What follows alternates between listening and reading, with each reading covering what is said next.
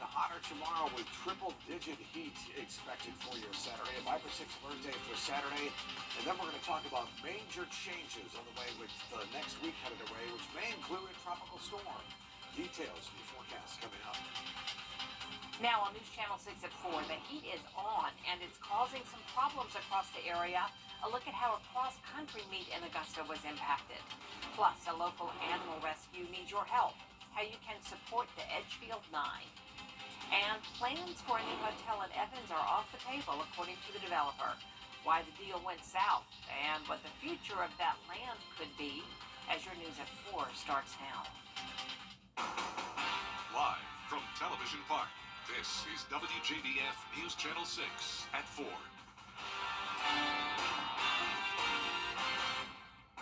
Good afternoon, everyone. I'm Jenny Montgomery. Brad's off today. The heat just won't let up, and parts of our area are under a heat advisory. Chief Meteorologist Tim Miller is... A few minutes, Jenny. All right, Tim, thanks so much. The heat can be too much, even for those who are used to it. A cross-country meet had to be stopped yesterday after several runners became ill. Bria Smith has this update.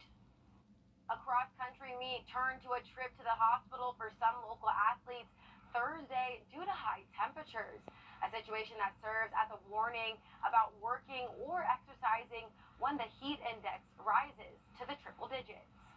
Thursday evening, more than 600 high school students gathered to compete in the Westside High School Invitational Cross-Country Meet. A handful of students were reported to have been impacted by the temperatures with heat illness. Some were treated on site and others were taken to the hospital. We want our kids to get out and be competitive. We want them to be able to do things, but at the same time, we want them to be safe. And being safe means that we have got to be careful and respectful of the temperatures. People I spoke with say they walk or run these trails for exercise, but they try to keep in mind the summer heat and its effects. In Augusta, Bria Smith, WJBF, News Channel 6. A horse rescue in Aiken needs your help. The Aiken Equine Rescue says a decline in donations is making it difficult to care for horses in need. More than a year ago, the rescue took in 9 neglected horses from Edgefield County. That cost the rescue $54,000, and it's forced those who run it to make some tough decisions. I think the biggest thing is, owner surrender is a really big deal. When they're finding horses that are a body condition of 1 or 2, persuading the owners to surrender those horses so that once they regain their health, the rescues can adopt them out. That's a big concern. The rescue is accepting donations. You can give online by going to WJBF.com or just drop off a check at their location on Glenwood Drive in Aiken. Plans for new power lines south of Aiken are on pause today. Central Electric Cooperative and Aiken Electrical Cooperative putting those plans on hold because several of the proposed routes for the lines would go through or near equestrian subdivisions. The groups are planning to withdraw the routes to lessen that impact. A project for a proposed hotel in Evans Town Center is officially dead. A disagreement with Columbia County's Development Authority has led developers and investors to back out of what was going to be a Hilton Hotel behind the Performing Arts Center. The purchase sale agreement states that if the hotel construction wasn't complete by November 30th, 2026, the Development Authority would take back the property. We have reached out to the Development Authority for comment, but haven't yet heard back. Our investors and our bankers did not believe that would be a good deal because in this environment with the uncertainty of the economy, interest rates, and COVID, to guarantee a stop date was kind of, without any cure periods, was impossible for us to think this as being a good investment. The developer says he hopes something beneficial to the community will go in place of the hotel. Covering the big local and national issues on the next Means Report, Congressman Rick Report. Project Linus is a local nonprofit group that helps children who are seriously ill, and a local fabric store is helping that group raise awareness of Project Linus. We'll show you how when we come back.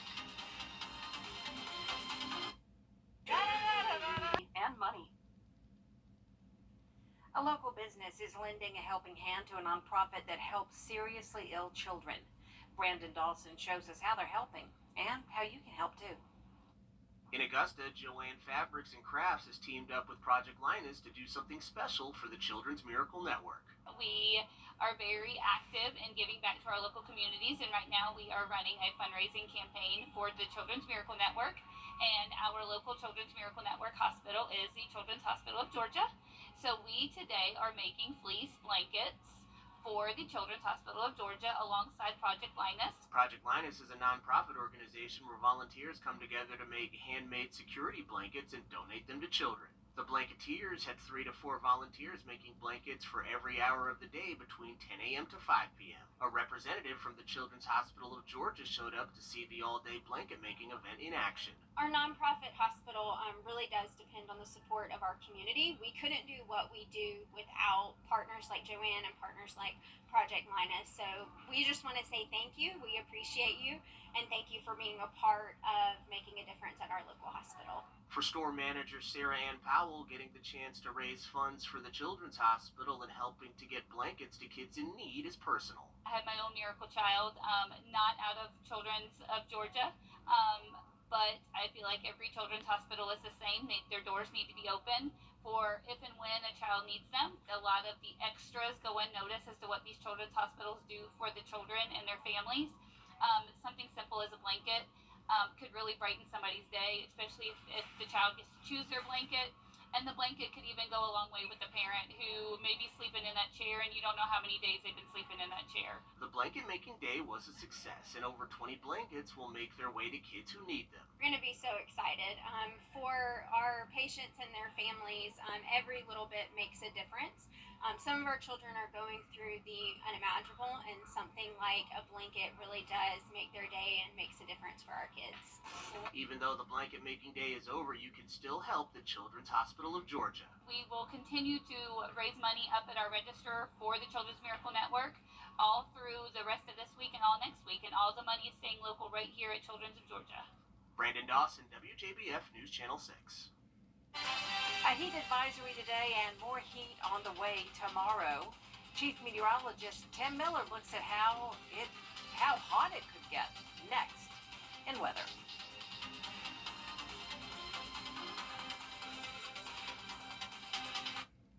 I'm Attorney Chief. Fresh for everyone. Are you searching for unique household gifts and trendy clothing that capture your imagination? At Blissful Boutique, we have it all under one roof, offering you a delightful shopping experience. Step inside and immerse yourself in a fashion enthusiast's dream. From our popular men's collection to our chic and trendy women's apparel, we offer an array perfect for everyone. Come visit us at Blissful Boutique or online and experience the joy of finding that perfect something. We can't wait to welcome you. I'm Mike Costello.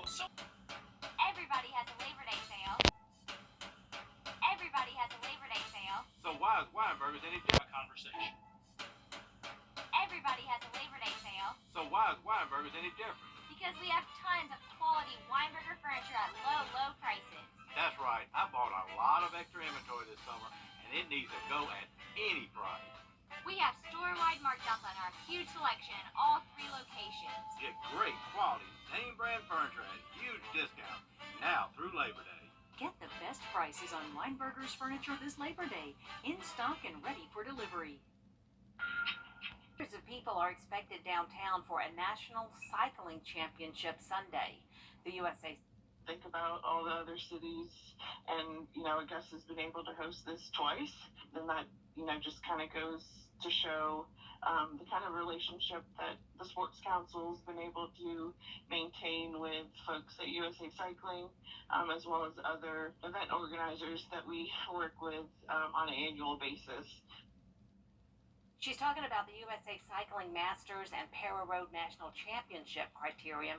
It's going to be held from 5 in the morning until 4 in the afternoon, and that means road closures. Broad Street from 9th to 7th streets on the Augusta Commons side will be closed, and so will Reynolds Street between 9th and 7th, and then both 7th and 9th streets between Broad and Reynolds will be closed. It's the second time in 10 years this championship has been held in Augusta. Organizers are thrilled to have it, and by the way, any cars parked on those streets after 5 a.m. Sunday will be towed. Coming up, a famous sketch is worth thousands of dollars. Where it was found and the name of the famous artist. Next.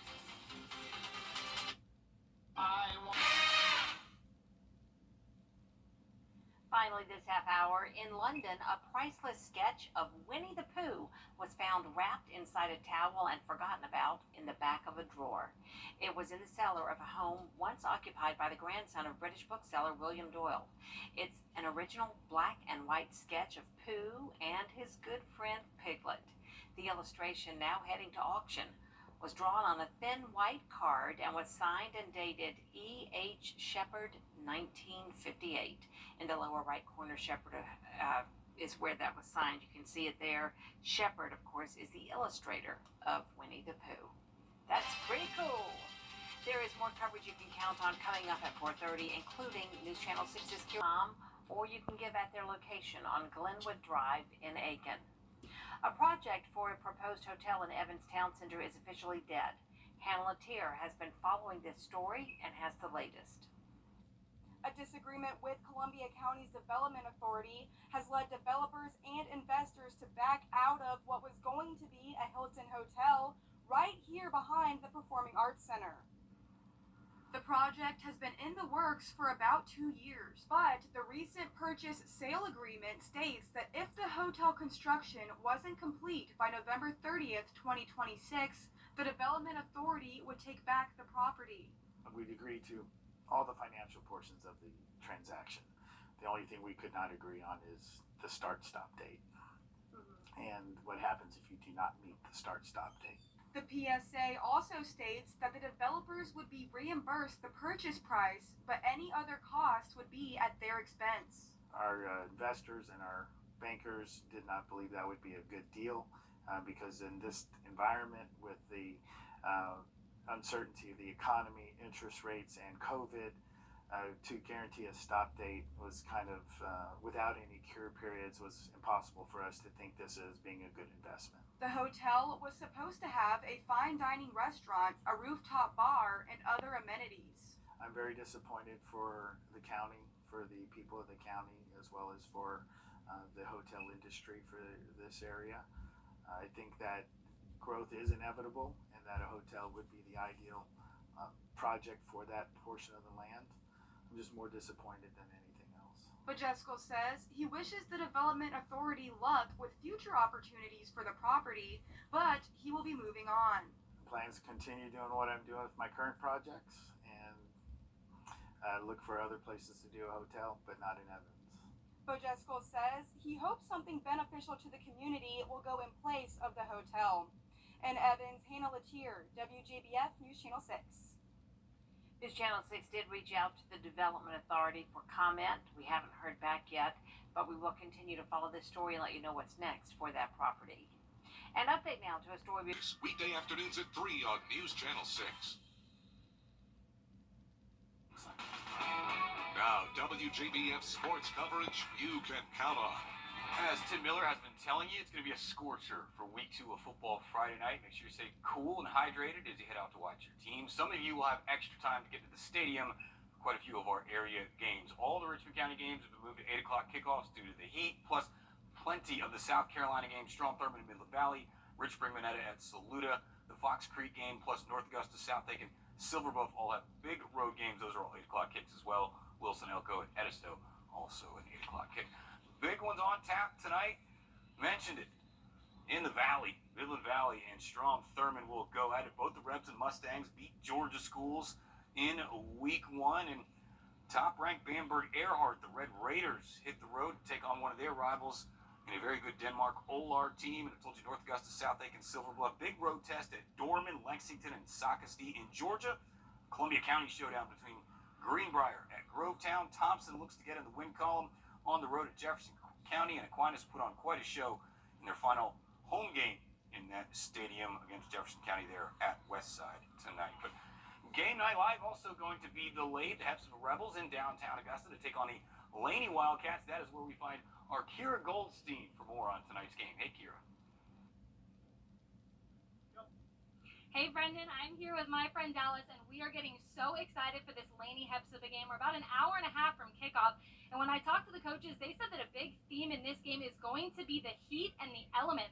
There's a new turf here at Laney. It's brand new. This is going to be one of their first games playing on it, and it has really affected the heat. When I talked to the coaches, they said that their guys have been battling through, but that it has been a struggle. And we also talked about lots of different ways that these teams are going to try to come out here tonight and get the win. It was our first day actually on the grass, dealing with the heat advisory, making sure the players are safe and hydrated. Our practice is going very well. I know it's a little hot, but the excitement about this game, about this season is, it really takes precedent over the heat. So we're just trying to stay focused on things we can control. This week I think we're working on playing faster because we had bad time management. Sometimes we had delayed games, so try to play faster and more physical up front. But for us, it's really about us. Worrying about the little things that we can do, that we can bring to the game. On defense, it's really going to be tackling well, running to the ball. And offensively, it's going to be making sure that we take care of the ball, ball security, and then finishing our drives. Yeah, due to the heat, the game time has been pushed back. And Dallas, why don't you tell them, what time does the game start tonight? Kickoff is at 8 p.m. Kickoff is at 8 p.m. We'll see you then. Back to you in the studio. Dallas, Kira, thank you very much. If you were watching the Falcons preseason game last night, not a whole